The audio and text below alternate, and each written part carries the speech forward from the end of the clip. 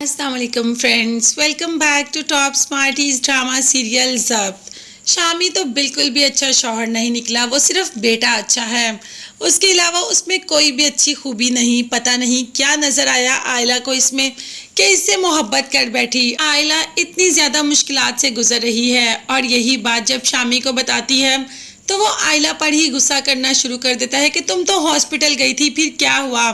जिस पर आयला ने कहा कि जैसे ही मैं डॉक्टर के रूम से बाहर निकली तो सामने मुझे आंटी नज़र आ गई। वो आंटी दरअसल इनकी फैमिली फ्रेंड भी है और डॉक्टर भी है। देखते ही आयला को कहा कि तुम्हारी रुखसती हो गई जो तुम डॉक्टर के क्लिनिक से निकल रही हो, क्या कोई खुशखबरी है क्या।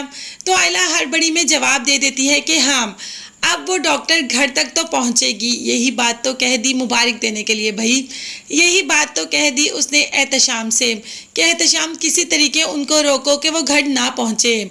तो शामी ने कह दिया कि भाई मेरे पास उनका नंबर नहीं है, मैं उनको कैसे रोकूं। तुम उस वक़्त कोई भी बात कर सकती थी, तुम उस वक़्त कुछ भी कह सकती थी। तुमने ये क्यों कहा कि शादी हो गई, रुखसती हो गई और तुम प्रेग्नेंट भी हो।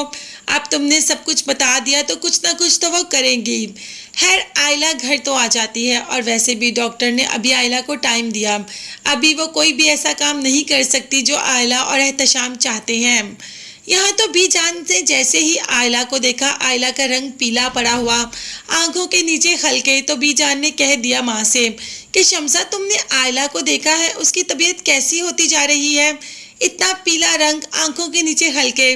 शम्सा ने कहा कि ऐसा कुछ भी नहीं बीजान, ये शायद आपका वहम है। आयला तो अच्छी खासी है, मगर वो कहती है ना बड़ी बूढ़ियां सब जान लेती हैं, उन्हें सब समझ आ जाती है। बीजान को शायद कुछ समझ आ गई, मगर अभी वो कुछ भी ऐसा कहना नहीं चाहती जिससे कि शम्सा, आयला या किसी की भी दिल आज़ारी हो। शायद ये बीजान का वहम ही हो, इसीलिए बीजान चुप कर जाती हैं। अब आयला को तो घर आकर भी इसी चीज़ की टेंशन है कि कहीं वो आंटी घर ना पहुंच जाए। उन्हें तो आयला ने हड़बड़ी में सब कुछ बता दिया। उस वक़्त हॉस्पिटल में मिली थी तो आयला के साथ ऑन था, शायद उन्होंने ऑन को ही आयला का शौहर समझ लिया हो। खैर आगे हम देखेंगे कि वही औरत घर पहुंच जाती है और उसके हाथ में आयला की रिपोर्ट्स भी होती हैं। जैसे ही आयला देखती है तो आयला के तो हाथ पांव फूल जाते हैं। खैर आयला की सच्चाई तो सबके सामने आ ही जाएगी, मगर मज़े की बात यह है कि डॉक्टर ने आयला के साथ ऑन को देखा, क्योंकि एहतशाम तो आयला के साथ गया ही नहीं और वो ऑन को ही आयला का शौहर समझती है।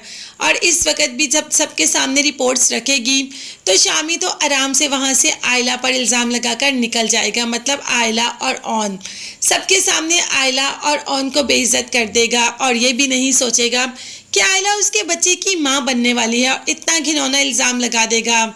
मगर ऑन कुछ भी नहीं बोलेगा क्योंकि उसे आयला की इज़्ज़त बहुत अजीज़ है। हाँ, ये ज़रूर कहेगा कि ये सब मैंने नहीं बल्कि एहतशाम ने किया।